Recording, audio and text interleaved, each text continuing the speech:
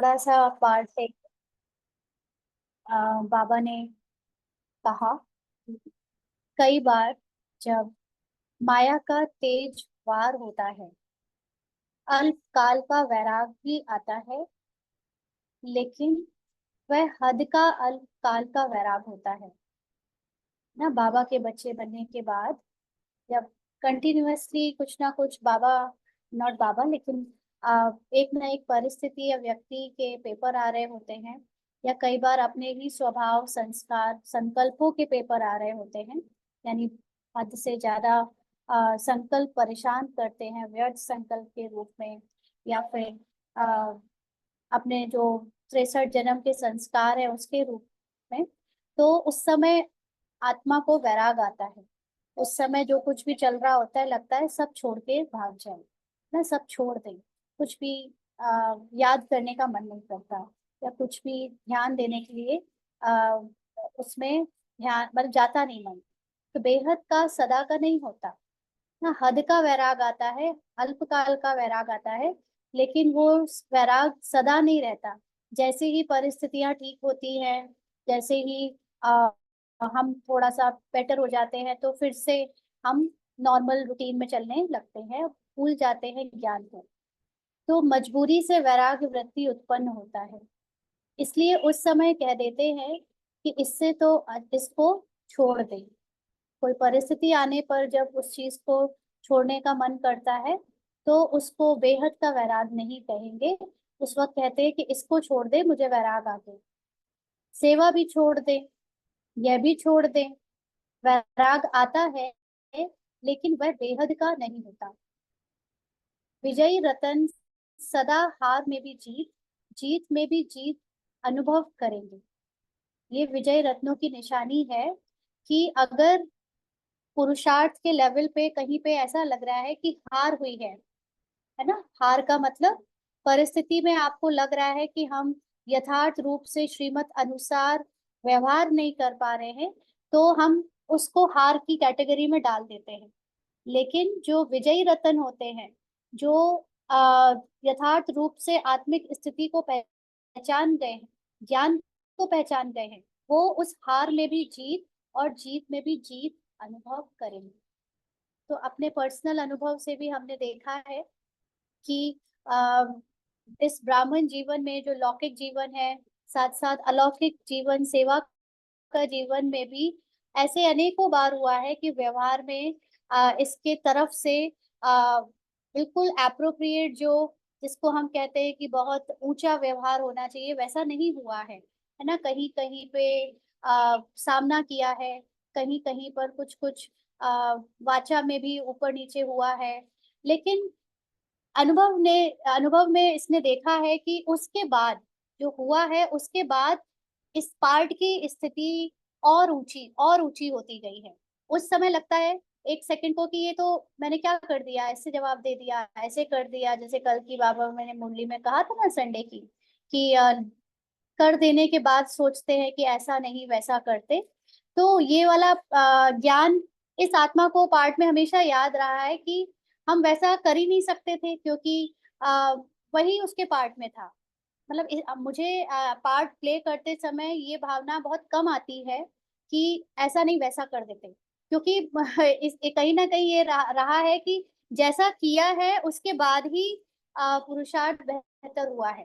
क्योंकि वो जो भी सीन चले हैं उसमें जो भी ड्रामा अनुसार पार्ट बजा है, वो कोई देख कर कहे भी कि बहुत ऐसा नहीं करना चाहिए, लेकिन वैसा करने पर उसके बाद जो आत्मा की उन्नति होती गई है और अवस्था अच्छी होती गई है, उसमें इसने हमेशा देखा है कि वही जीत थी, है ना। तो जो जानते हैं इस राज को, तो वो विजयी रतन सदा हार में भी जीत और जीत को भी जीत ही अनुभव करेंगे। उनको किसी भी पार्ट में हार लगेगी ही नहीं, है ना, पश्चाताप वाली भावना आएगी ही नहीं। हद के वैराग्य को कहते हैं किनारा करना ना, क्योंकि हर एक सीन में कुछ राज छुपे होते हैं, वैसा क्यों हुआ, और वो जो जान ले उसकी स्थिति तो फिर बहुत श्रेष्ठ होती चली जाती है। तो हद के वैराग, जो हद के वैरागी होते हैं, उनको लगता है कि हमें उस समय कोई परिस्थिति आई, तो चलो अभी हटो, इन लोगों से बात करना बंद कर दो, या वो सेवा ही उतने दिन के लिए छोड़ दी जब तक अपनी स्थिति ठीक नहीं हो जाती, है ना, तो उसको नाम वैराग कहते, लेकिन होता किनारा है। तो विजयी रतन किसी कार्य से, समस्या से, व्यक्ति से किनारा नहीं करेंगे। तो जो भी आगे अपनी आत्मा की उन्नति में आगे बढ़ते चले जा रहे हैं, विजयी होते जा रहे हैं, वो कैसी भी परीक्षा आए और उस परीक्षा में उनको लगे चाहे कि वो फेल हो रहे हैं या पास हो रहे हैं, लेकिन दोनों में ही वो कभी भी स्टॉप नहीं होंगे। वो किसी भी कार्य से या समस्या से घबराएंगे नहीं, व्यक्तियों से कभी किनारा नहीं करेंगे, कंटिन्यूअसली आगे बढ़ते जाएंगे।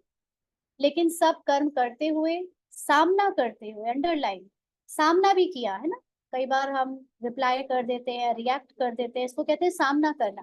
तो सामना करते हुए, सहयोगी बनते हुए बेहद के वैराग्य वृत्ति में होंगे। बेहद का वैराग्य वृत्ति क्या कहलाता है? कि जो कुछ भी पार्ट में हो रहा है, ये मैं आत्मा साक्षी होकर देख रही हूँ बजते हुए, मैं कर ही नहीं रही हूँ ना। कर्तापन का जब भाव नहीं होता, तो आपको बेहद का वैरागी कहा जाता है। तो अगर मेरे मुख से पार्ट में रिएक्शन चल रहा है, या किसी भी तरह से रिस्पॉन्स में कुछ ऊपर नीचे हो रहा है, लेकिन वो प्ले करते समय भी मैं आत्मा जागृत हूँ कि ये जो बोला जा रहा है, ये जो रिएक्शन निकल रहा है, वो मेरी सच्चाई नहीं है, ये पार्ट के अनुसार बजता जा रहा है। तो मुझे उस पार्ट को देखकर बड़ा मजा आ रहा है, मुझे अपना भी पार्ट देखकर बड़ा मजा आ रहा है कि अभी देखो इसके मुंह से क्या जवाब निकल गए, क्या रिएक्शंस हो गए। और आत्मा जानती है मैं तो सदा आनंद में हूँ, मैं तो सदा शांत हूँ, सदा ही पवित्र हूँ, परम पवित्र हूँ। तो जब आत्मा अपने को उस पार्ट से एकदम अलग होकर देख सकती है, उसको अपने पार्ट से वैराग्य होता है, और उस पार्ट से वो बिल्कुल भी प्रभावित नहीं होती, उसको मैंपन में या मेरापन में आकर पश्चाताप या किसी भी तरह के फीलिंग में नहीं आती, तो उसको कहेंगे बेहद के वैराग्य वृत्ति।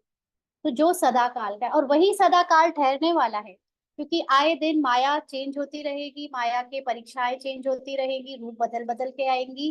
केवल एक चीज स्थिर रहेगी, वो है आपकी आत्मिक स्थिति में सामने वाले सीन को साक्षी होकर देखने का अभ्यास। तो यही एक सदा काल का अभ्यास हो सकता है। बाकी अंत तक, जैसे कि कल बाबा ने कहा ना, आखिर कब तक, तो दादियों ने जवाब क्या दिया, वो तो पूरे संगम काल, संगम युग तक चलेगा। लेकिन दादियों में और नीचे के पुरुषार्थियों में अंतर यही था कि दादियों को अपने पार्ट को साक्षी होकर देखना आ गया था। उनके साथ पार्ट में कभी भी अगर किसी को कुछ कहा गया जो कि दूसरों को सुनने में ऐसा लगे कि अरे इनको भी क्रोध आता है, इनको भी चिड़चिड़ाहट होती है, लेकिन दादियों ने कभी भी उस पार्ट को अपने सत्य नहीं स्वीकारा। दादियों ने हमेशा उस पार्ट को देख बजाकर तुरंत उससे उपराम होती गई, न्यारा होते गए, भूलते गए। ऐसा नहीं कि दादी पैदा ही हुए थे पूरे संपूर्ण, या बाप समान, या बिल्कुल ही निर्विकारी, उनमें कोई फ्लॉ ही नहीं था। सबके पार्ट में वही पार्ट बजा जो हमारे पार्ट में बज रहा है।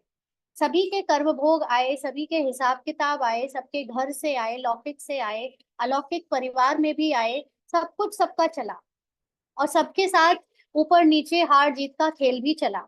लेकिन उनके अंदर वो बात थी कि वो हमेशा उस पार्ट को साक्षी होकर देखती थी, तो कभी भी उस पार्ट से प्रभावित नहीं हुई। उसी को कहा जाता है बेहद की वैराग्य वृत्ति।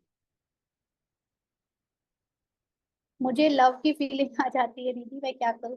इस पार्ट को भी देखो, ये जो फीलिंग है ना दीक्षा बहन, जो आप कह रहे हो, ये जो प्यार की फीलिंग है, जिसको अगर आप प्यार, आत्मिक प्यार ना समझकर वासनाओं का प्यार जिसको कह रहे हो, अगर वो प्यार की फीलिंग आ रही है, या किसी पर्टिकुलर व्यक्ति के लिए आपको थोड़ा सा अ, लगाव हो रहा है, अटैचमेंट हो रही है, अगर ये फीलिंग आ रही है, तो आत्मा अगर साक्षी होकर इस फीलिंग को भी देख रही है, और देख रही है, और बाबा को साथ में रख के, जैसे कि बाबा ने आज कहा ना, मुझे कंबाइंड रखो, है ना, तो बाबा के साथ बैठी हूँ मैं आत्मा, और कंबाइंड होकर बाबा को बता रही हूँ कि बाबा मेरे अंदर पर्टिकुलर व्यक्ति के लिए या पर्टिकुलर परिस्थिति में ये वाली वासना की, या जो कि देह भान की फीलिंग है, अगर लव वाली, जो लव अगर ये देह भान का लव है, तो है ना, बाबा को बताते जाना है कि ये फीलिंग बाबा आ रही है, ये आप रखो।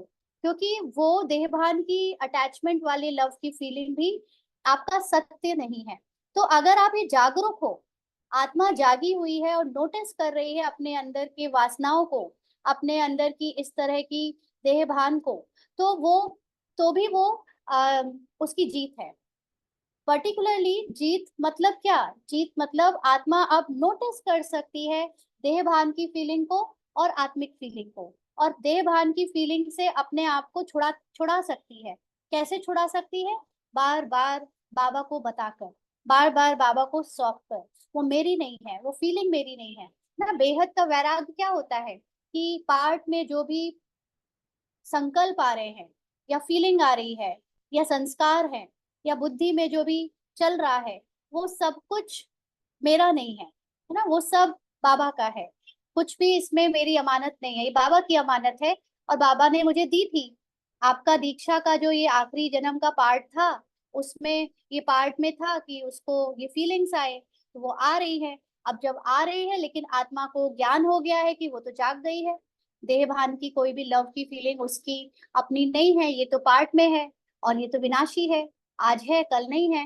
कल अगर आपको किसी पार्ट से दूसरे जो व्यक्ति पार्ट प्ले कर रहा है आत्मा, उसके पार्ट में लव आ रहा है उसके लिए, और वो इसलिए आ रहा है क्योंकि वो आज आपको सपोर्ट कर रहा है, या आपके लिए बहुत अच्छे से आपको जो चाहिए वो सब कुछ अवेलेबल करा रहा है, इसलिए आ रहा है। कल को अगर उसी पार्ट ने आपका विरोध करना शुरू कर दिया, या आपका वो परीक्षा बन गया, आपके खिलाफ हो गया, तो वो लव की फीलिंग एकदम गायब हो जाएगी, है ना। तो ये तो फीलिंग विनाशी है।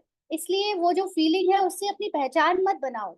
आत्मा, जो भी चीजें संसार में विनाशी हैं, जो आज है और कल नहीं होंगी, वो कुछ भी आत्मा की सच्चाई नहीं है, ना ही उसकी सत्य परिचय है वो, है ना। ना ही आत्मा उस सत्य में उससे अपना सत्य जान सकती है। तो जो आपने कहा ना कि बाबा की श्रीमत नहीं है, बाबा की श्रीमत ये नहीं है कि आपको फीलिंग ही नहीं आनी चाहिए। बाबा की श्रीमत है कि फीलिंग अगर आ रही है तो वो फीलिंग को भी बाबा को दे दो। ये फीलिंग आपको बाबा ने दी थी, आप बाबा को दे दो और उससे फ्री हो जाओ। और आप अपना संपूर्ण ईमानदारी से जो प्यार है, आत्मिक प्यार है, वो उस आत्मा के प्रति रखो। क्योंकि जैसे वो सारी आत्माओं के प्रति होना चाहिए, वैसे ही उसके प्रति होनी चाहिए। कम ज्यादा नहीं कि कोई युगल है, हस्बैंड है, तो उसके लिए ज्यादा, बच्चा है पार्ट में तो उसके लिए ज्यादा, और दूसरी आत्माओं के लिए कम। अगर ऐसा है तो भी आप अपनी सत्य में नहीं टिके हो, अभी भी देह भान है ना। तो बार बार अपने सत्य को जानकर, क्योंकि यहाँ पर ज्ञान ही सब कुछ है। आपको ज्ञान मिल गया कि आपका सत्य क्या है, तो ऑटोमेटिकली आप उस ज्ञान से ही अपने सत्य में स्थित हो जाओ। और फिर जो असत्य बातें हैं, जो देहभान की बातें हैं, जो पार्ट की बातें हैं, ड्रामा और किरदार की बातें हैं, उसमें जो भी चल रहा है, सीन, संकल्प, फीलिंग्स या इमोशंस या संस्कार, वो सब कुछ उसको छोड़ते जाओ, न्यारे होते जाओ, बाबा को देते जाओ। तो ऑटोमेटिकली जो हमारा सत्य है आत्मा का, वो आपकी स्मृति में ज्यादा रहने लगेगा, और असत्य बातें छूटती जाएंगी। तो जो हम सबका पार्ट चल रहा है उसके अंत तक, संगम युग के अंत तक, जब भी हमारा पार्ट ओवर होगा, तब तक ये संगम युग आपको लहरों के रूप में कुछ ना कुछ देता जाएगा, बताता जाएगा कि आपके अंदर अभी ये संकल्प है, ये फीलिंग है, ये इमोशंस है, ये देखो ये है। तो आप उस लहर को बस बाबा की तरफ मोड़ देना, है ना, उसमें कभी भी अपनापन मत लाना। हाँ, आपको जो भी सीन मिला है, आपके लाइफ में जो कहानी आपको मिली है जिसमें आप पार्ट प्ले कर रहे हो, है ना, वो ड्रामा ने ही आपको दिया है। तो जो इसमें कोई पश्चाताप की बात नहीं, उसमें आप कुछ बदल नहीं सकते थे, जो हुआ है वही हुआ होगा हर कल्प में, और वही लिखा गया था आपके लिए, इसमें कोई बात नहीं है। लेकिन हाँ, जब अब आपके सीन में ये भी आ सकता है कि आपसे प्रश्न किया जाए देहधारियों के द्वारा कि अगर आपको नहीं जाना था इन सब संबंधों में, तो आपने किया ही क्यों, है ना, आप गए क्यों, आपने ये सब रिलेशंस बनाए ही क्यों। तो ये भी उनको आंसर देने के पहले आप क्लियर हो कि आपको ये पार्ट ड्रामा में मिला है, और इसको ना चाहते हुए भी आपको पार्ट को प्ले करना ही था, ड्रामा ने आपसे करवा ही लिया, है ना। तो अगर आप क्लियर हो, आप कन्विंस्ड हो अपनी इस एक्शन से, तो धीरे धीरे आप देखोगे कि जो आत्माएं आपको उसके लिए ब्लेम कर रही है या बार बार टॉर्चर कर रही है, टॉर्चर करता कोई नहीं है एक्चुअली, हम होते हैं टॉर्चर, वो तो सिर्फ आपकी परीक्षा लेते हैं, वो तो सिर्फ अपने पार्ट प्ले करते हैं। लेकिन अगर उसको, उनके पार्ट को सुनकर या देखकर हम हैंडल नहीं कर पाते, अपने सत्य में स्थित नहीं हो पाते, तो वो हमें टॉर्चर लगता है ना। तो जो भी, अगर आप क्लियर हो अंदर से कि ये सब जैसे ज्यादातर ऐसी गृहस्थी जो भी माताएं या भाई ज्ञान में जो चल रहे हैं, जिनको बाबा अधर कुमार या अधर कुमारी कहता है, यानी जो सिंगल सिंगल ज्ञान में चल रहे हैं, भले ही वो घर गृहस्थी वाले हैं, उनके साथ अक्सर ही ये वाला डायलॉग तो उनको सुनने को मिलता ही है, जिन्होंने भी पवित्रता की धारणा की है, कि अगर आपको ये रिलेशंस में नहीं जाना था तो आपने शादी की ही क्यों, है ना। ऐसा ये वाला डायलॉग तो सबके लिए कॉमन है। तो ऐसे में अगर मैं आत्मा डाउट में आ जाऊं, हाँ मैंने क्यों शादी करी, बाबा पहले क्यों नहीं मिल गए तो नहीं करती, अगर मैं ही डाउट में आ जाऊंगी तो मेरी स्थिति बार बार गिरेगी, सामने वाला जान जाएगा, और फिर आपको उसी वाले क्वेश्चन से वो बार बार बार बार हर्ट करेगा।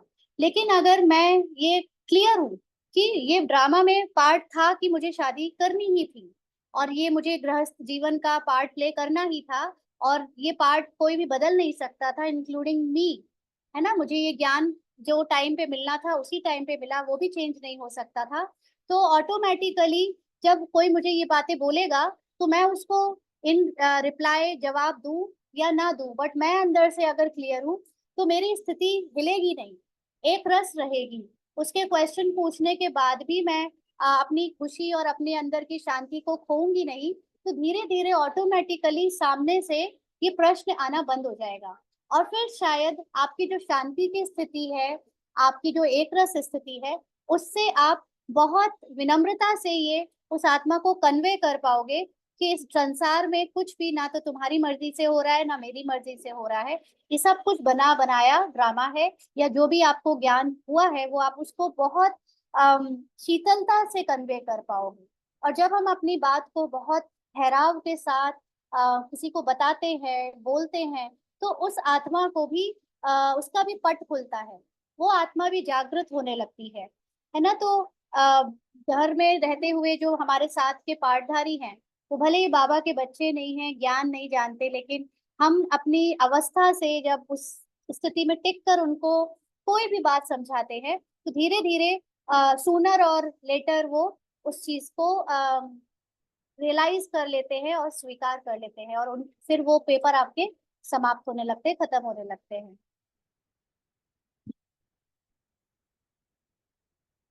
ठीक है, वो आप दीदी, मैं तो बुल्ली के पॉइंट्स बोलने लगती हूँ, काम विकार महाशत्रु है। हाँ ठीक है, वो भी आपका पार्ट है, आपको जैसे समझ में आए, है ना। क्योंकि ये बाबा ने आज कहा ना कि गृहस्थियों के लिए तो ये डबल कमाई है, क्योंकि गृहस्थी के लिए आज कहा था, सॉरी कल कहा था, है ना, कि चार चार चीजें हैं, लोक लाज के लिए भी देखना है, परिवार लौकिक का भी देखना है, फिर अलौकिक भी देखना है। तो यहाँ पे बहुत सारी चीजें हैं, इसलिए जिसका जो पार्ट में जिसको जितनी अवस्था बंधी जाए, वो उसके अनुसार पवित्र रहने के लिए पुरुषार्थ करे ना। तो उसमें कोई बात नहीं है, आप जैसा भी चाहो वैसे कर सकते हो। ओनली थिंग इज कि बाबा ने बताया आज, अंडरलाइन करने वाली बात, कि विजयी रतन हार में भी जीत और जीत में भी जीत महसूस करते हैं।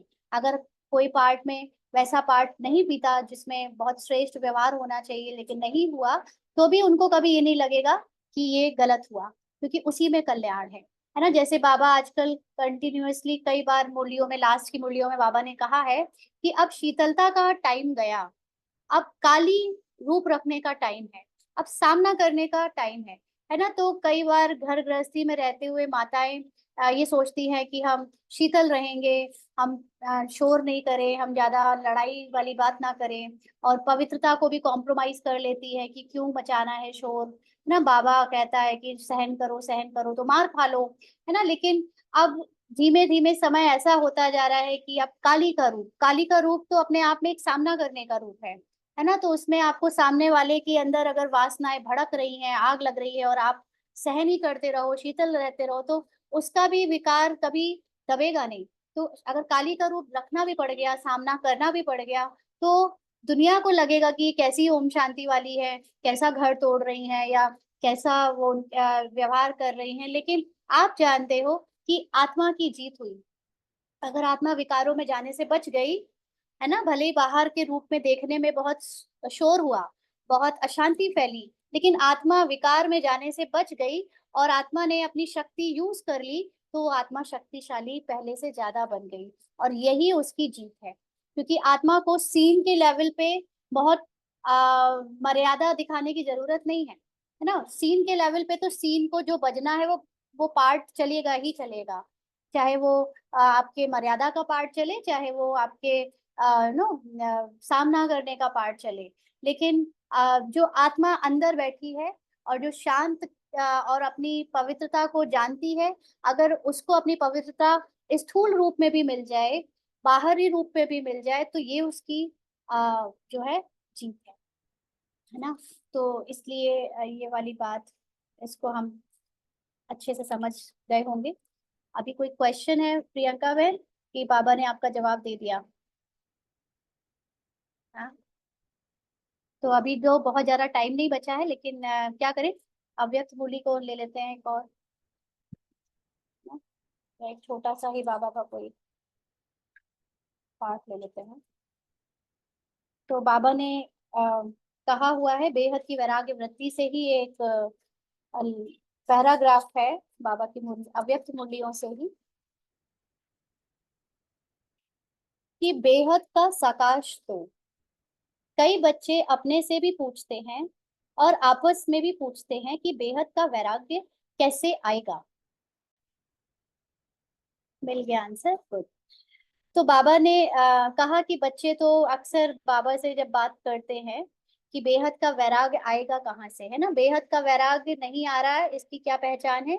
कि आए दिन जो हम अपने पार्ट में देखते हैं अवस्था ऊपर नीचे हो रही है, वो क्यों हो रही है? क्योंकि हद में फंस रहे हैं, है ना। हद के अपने स्वभाव, संस्कार, संकल्प या पार्ट को देखकर एक रस स्थिति नहीं बना पा रहे हैं, इसलिए बेहद का वैराग नहीं महसूस होता, है ना। तो बाबा से बच्चे जब पूछते हैं कि ये कैसे आएगा, वो एक रस स्थिति कैसे बनेगी, दिखाई तो देता नहीं है।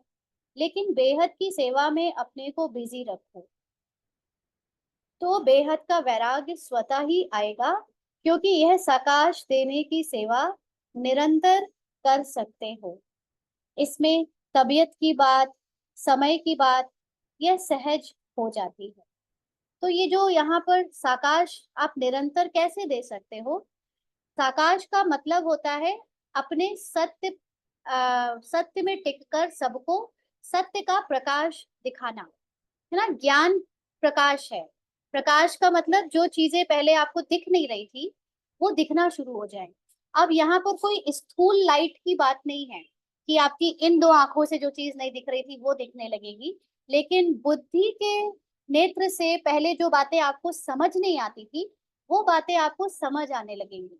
तो यहाँ पर बाबा जब कहता है कि आप निरंतर ये सेवा कर सकते हो, तो इसका मतलब है कि आप जब अपने सत्य में टिकते हो, अपने अंदर वो सत्य ज्ञान को हर समय यूज करते हो, इमर्ज रखते हो कि मैं आत्मा एक एक सेकंड, एक एक घड़ी अपने सत्य को जानती हूँ और ड्रामा से साक्षी होकर ड्रामा को देख रही हूँ, तो ये सेवा निरंतर हो जाती है। अब इसमें तबीयत की भी कोई बात नहीं।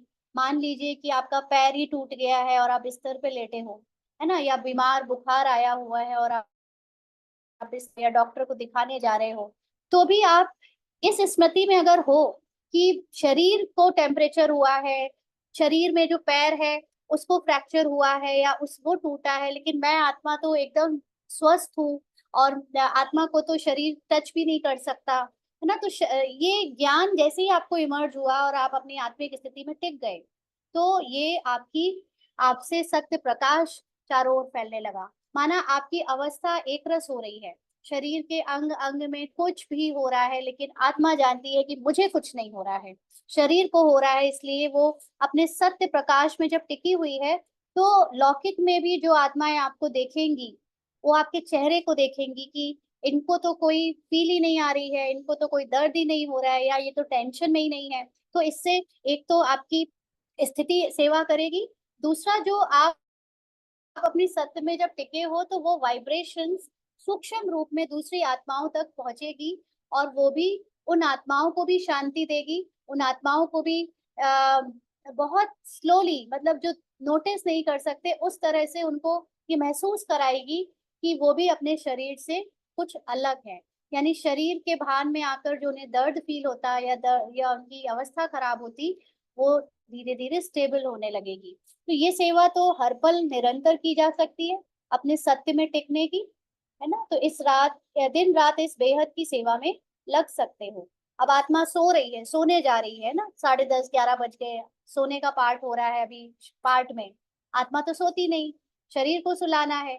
शरीर भी 100% तो सोता नहीं, 90-95% शरीर सोता है, बाकी के तो शरीर भी सारे ऑर्गन्स निरंतर काम कर रहे हैं, अंदर का कोई ऑर्गन रुकता नहीं है। आप सो कहने के लिए सोते हो, लेकिन आप देखोगे कि आपके इंटरनल सारे ऑर्गन्स, लंग, हार्ट, किडनी सब काम कर रहा है, तो फिर सोया क्या। सोने का मतलब कि कुछ देर के लिए आपकी ये जो आंखें हैं, ये जो कान है ना, ये जो हाथ और पैर हैं, ये स्थूल कर्मेंद्रियां हैं, ये कुछ देर के लिए रेस्ट में चली गई, और आत्मा तो सोती ही नहीं।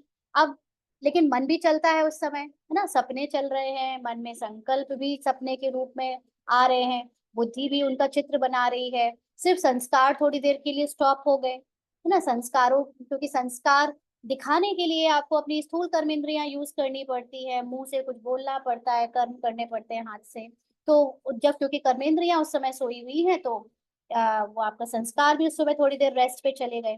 तो उस समय भी अगर आत्मा जागृत है और वो सोने का पार्ट प्ले करते समय भी ये जानती है कि आत्मा तो सदा ही जागी हुई है, और मैं आत्मा शरीर से न्यारी हूँ, तो वो सोते हुए भी जैसे सेवा कर रही है ना। तो ये तो दिन रात आप सेवा कर सकते हो।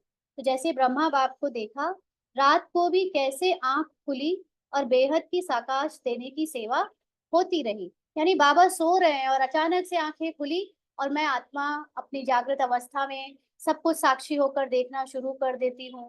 फिर सारे संसार के लोगों को भी आत्मा के रूप में देखना शुरू कर देती हूँ, उनकी संपूर्ण अवस्था के बारे में चिंतन करना शुरू कर देती हूँ। तो बस ये सेवा होने लगती है ना। तो इसके लिए हमें कोई अलग से आसन पे बैठकर करने की जरूरत नहीं, या अलग से टाइम निकालने की जरूरत नहीं। सिर्फ एवरी टाइम आपको अपनी इस स्मृति को जागृत रखना है कि आत्मा शरीर से न्यारी है और संपूर्ण है। तो यह बेहद की सेवा इतना बिजी कर देगी, जो बेहद का वैराग्य स्वतः ही दिल से आएगा।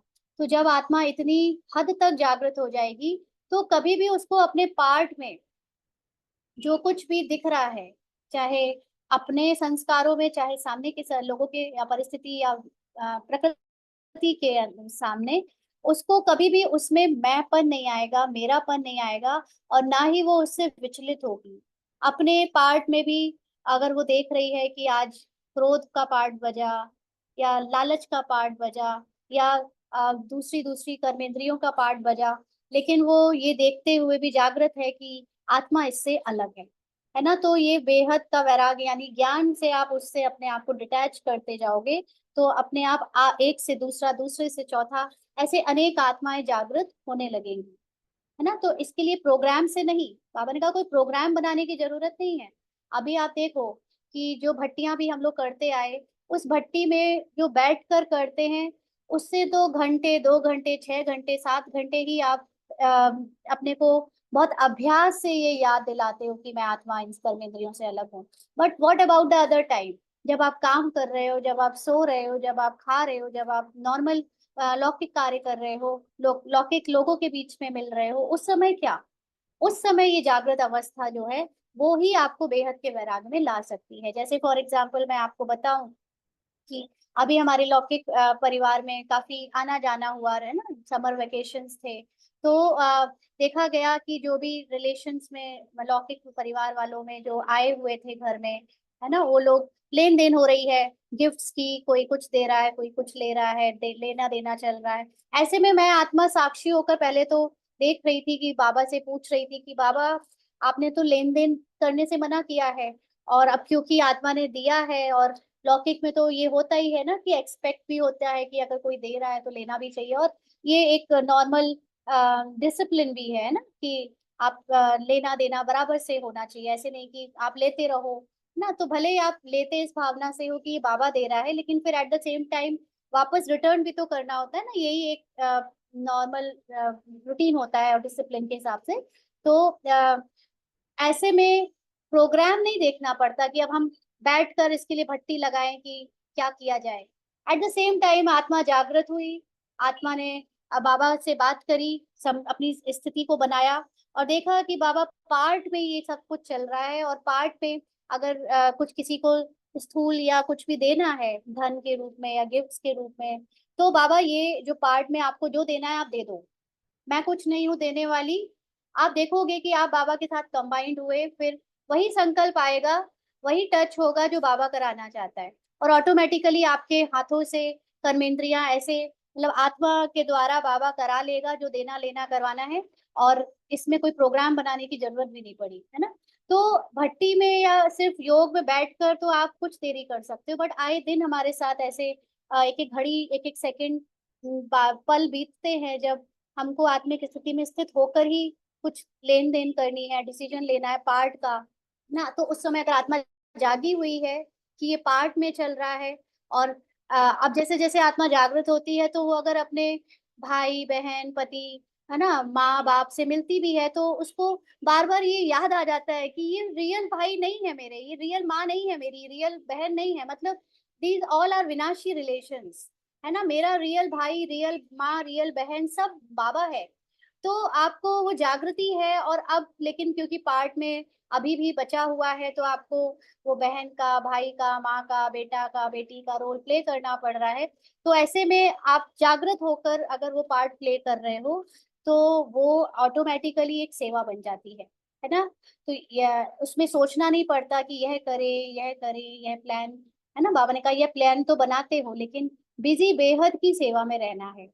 तो लौकिक जिम्मेदारियां भी निभा रहे हो, लेन देन भी कर रहे हो, किसी के लिए कोई सेवा भी कर रहे हो स्थूल रूप की चाहे धन की, लेकिन उसमें बुद्धि से बिजी कहाँ रखना है अपने को, आत्मा को, कि वो ये पार्ट प्ले कर रही है। इसको कहते हैं बेहद की सेवा में रहना ना। लौकिक और हद की रिलेशन से नहीं चेक करना, लेकिन सबको आत्मिक स्थिति में देखते हुए बाबा के साथ सर्व संबंध निभाते हुए वो रिलेशंस का पार्ट प्ले करना। तो यह सबसे सहज साधन है, क्योंकि जब बेहद को साकाश देंगे तो नजदीक वाले तो ऑटोमेटिकली साकाश लेते रहेंगे, है ना। तो जिन लोगों की ये इच्छा और कामना है कि मेरे घर वाले ज्ञान में आए, मेरा मेरे पति ज्ञान में चले, मेरे माँ बाप, सास ससुर, परिवार ज्ञान में चले, तो उनका ज्ञान में चलना या ना चलना ये तो ड्रामा जाने, ड्रामा का पार्ट में होगा तो होगा, लेकिन आपके हाथ में अभी ये है कि आप अगर अपने सत्य में टिको, आप सत्य प्रकाश निकालो, साकाश दो, तो ऑटोमेटिकली उनको भी उस देह भान से जो अटैचमेंट है वो कम होती जाएगी। जैसे मैंने इस पार्ट में अपने देखा है कि क्योंकि मैं उनको अपने रियल लौकिक संबंध के रूप में अब नहीं देखती हूँ, पार्ट प्ले करते समय भी ऑन सर्विस तो यही देखती हूँ कि ये सिर्फ पार्ट में है। तो वो आत्माएं भी जैसे थोड़ा थोड़ा डिटैच होती जा रही हैं। कोई बुरा नहीं मान रहा है, कोई किसी तरह की वहां पर इस तरह की नेगेटिव एनर्जी नहीं है, लेकिन बस न्यारे होते जा रहे हैं दोनों, मैं भी यहाँ से और वो सामने वाला भी अपने पार्ट से बाहर से, है ना। तो इस बेहद की साकाश देने से वायुमंडल ऑटोमेटिक बनेगा। इसीलिए अब ये उनको ज्ञान तो है नहीं और वो ज्ञान का पार्ट अभी उनका है भी नहीं, तो कैसे फिर वो लोग विनाश के लिए तैयार हो, वो उनमें कैसे वैराग आए, वो सब निर्भर करता है हम पर। इसीलिए बाबा कहता है कि आपके लौकिक वाले ज्ञान में क्यों नहीं आ रहे, क्योंकि आपके अंदर अभी वो वैराग्य नहीं है। तो जब हमारे अंदर वो वैराग्य आ जाएगा कि हम उनको उस दृष्टि से नहीं देखेंगे, तो ऑटोमेटिकली वो भी फिर आपको उस दृष्टि से नहीं देखेंगे, और उनके अंदर भी दूसरी चीजों को लेकर फिर धीमे धीमे हद की चीजों, क्योंकि उनको तो हद का ही वैराग आना है, हमको बेहद का वैराग आएगा। बेहद का मतलब हमको चाचा मामा काका संस्कार, आ, ये संकल्प, ये संस्कार भी अपने नहीं लगेंगे, उनको लगेंगे लास्ट लास्ट तक।